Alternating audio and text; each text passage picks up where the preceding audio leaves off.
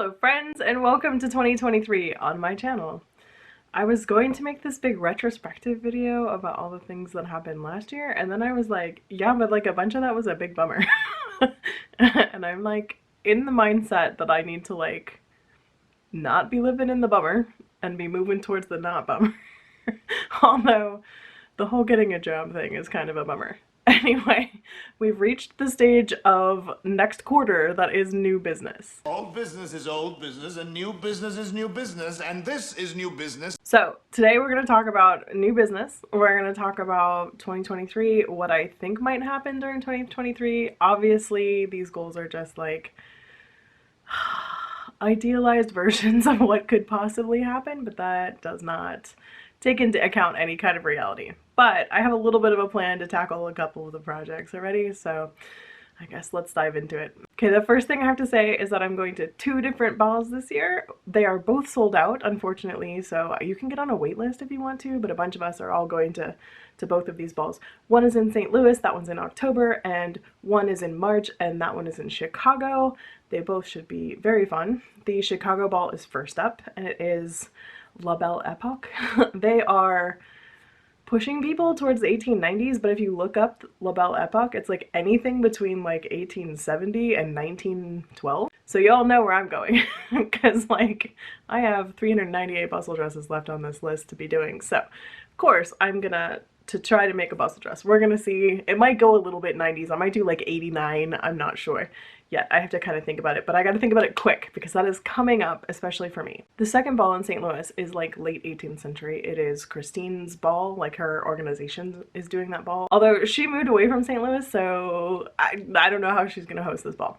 Anyway, we're going to this ball, and something that just came up kind of recently is gonna take care of that for me very early on in the year. Starting real soon now, I agreed somehow to pattern test a Scroop pattern. It's a late 18th century Italian gown. It should be beautiful. It should be perfect for that event. So I'm very excited to pattern test. I'm scared about the limited amount of time that we have to do toiles, but like whatever, I'll get it done. I'm also a little bit kind of weird about it because like I can't show you guys everything about it. I can show you some things I'm doing, but I can't show you the whole build until it's time for the pattern to be released.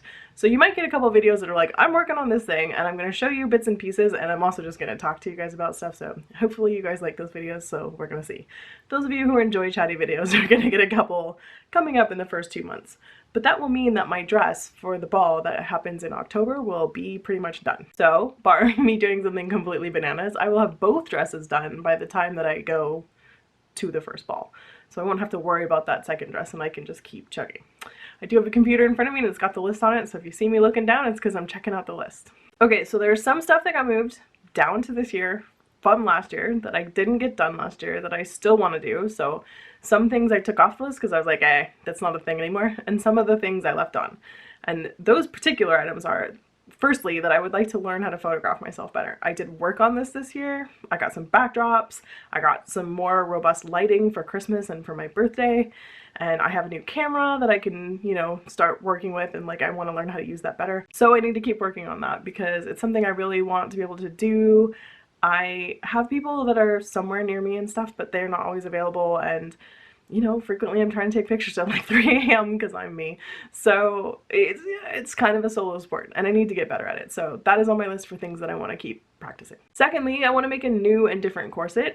Fortunately, I have this ball coming up, the Victorian ball.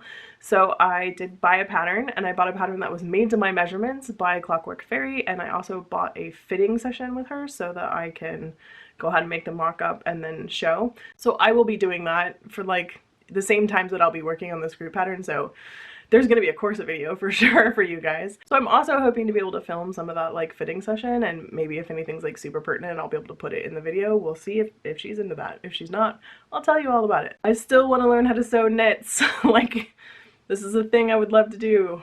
I want to be able to make my own t-shirts, but also like just knit things because I am a knit person, and it would let me make clothes for myself that are like modern clothes, and that would be fun. I would also like to make a jacket slash coat. I'm going to start with a jacket. I would love to be able to make jean jackets, and I have practiced jean material, and I have actual jean material that was quite shiny that I'm very excited to use. So that's something I would still love to do. All right, new things on the list. I need to literally learn how to use the tech equipment I already have. I have so much equipment. I have gimbals, I have slider things, I have all this cool equipment, and I have no idea what I'm doing because I literally like tried it a few times and went, that's not working right now and I need to get this shot right this second. And like I didn't give myself time to like practice and really like hone my craft on any of the things. So this is my year. I'm gonna take some time and do that. It's unfortunately not something that is like filmable, but it should affect my filming, right? Like you should see an improvement in the filming based on me being able to use these toys. So what does that mean? It means I'm gonna probably put out a little bit less videos, like not a lot less videos, but definitely some less because I'll be taking time to do that. I would like to read 4 books on this shelf. I'm not saying I haven't read any of these books, and I use them all the time for like picture reference or like little bits and pieces kind of stuff. Like if I need to know how to set in a zipper, I don't need to know that, but if I did, I would go into these books and look it up and stuff like that. So these are books that I use for reference, but they're not stuff that I've like actually sat down and just like read cover to cover. And I kind of want to do that. So I'm going to pick 4 books, like 1 a quarter seems like enough. They don't, I mean, some of them could be picture books. Like there are books in there that are picture books that I have not looked at every picture of. And I would like to like look at them and like synthesize that and put markers in them and stuff so that I know later I can go back to them and be like, oh yeah, this was really good for inspiration. Stuff like that. So I don't plan on making this like really hard on myself. It's just a goal. Speaking of books, I would also like to catalog these books. I have a bunch of different catalogs in my Notion database that I use very often, specifically like my pattern database. Like that is unbelievably useful to me, as well as my boning database. So I thought having a book database would be useful also, because sometimes I'm like, do I have that book? And then I have to go look, and they're sorted by size. Which is not great. Although like this one right here, that's all the big books. Those are all picture books. Like that's easy because picture books are a big size. So that worked out well. But there's kind of I tried to put like books together, but it could have been sorted better. But I needed to do it by size or nothing was gonna fit. So I need to catalog them. I will also update you guys on what's in this bookshelf as well. I have an Amazon page, like a page full of stuff that I recommend that you buy. Down below in every single video. You can always go check that out. And it's sorted into categories. So there's like a book category and a stuff I use in this room category to help like sort of get you where you need to go. But I would love to make that book recommendation list like super robust. So I would love to do that. So that's a project. I would also like to take at least 4 of the classes that I have already paid for. I have so many classes that I have paid for on different topics, different costuming things, embroidery things, how to use Photoshop and Lightroom and all those kind of things, like technology sort of classes. I would love to take any 4 of those. So like again, 1 a quarter. I think that's completely reasonable. Have I held on to these classes for years? Yes. I just want to get through them. I just want to take the classes and learn what I can through them. Obviously the evergreen goal of using stuff from my stash. I would always like to use stuff from my stash. I would like to have a smaller stash if possible. I really need to work. I should just write this down as another goal, but I need to work on like getting stuff out of this room somehow. and that's either going to be putting more fabric into some sort of garage level storage or whatever. I'm tired of having like bags of fabric just sort of like dotted around the bottom of my room. It doesn't work well for my brain. Like I just need more wandering space in here. So I am looking forward to figuring out that as well. I would also like to learn more knitting things. I have a slip stitch blanket that I bought to do on the road trip with Gigi in July. Not even 1 stitch was slipped. So I would like to learn how to do a slip stitch, and I would like to make the blanket at a minimum sometime this year. You know, I spent good money on that blanket situation, so it's a good project to do, and I'm going to make a beautiful rainbow blanket out of it that I'm very looking forward to. So yeah, I would like to get that done this year. I would maybe like to learn how to weave. I keep talking about weaving. My friend even has a loom that she is willing to come over and teach me how to use. I'm not thinking I'm going to do anything crazy. Like obviously in my brain I'm gonna do some apocalypse level fabric manufacturing.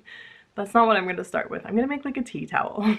But you know, I need to get there. So I need to practice, and I need to get the loom, and I need to set up a date for her to come over and teach me how to do all this stuff, all that kind of stuff. She's also an attorney, so like time.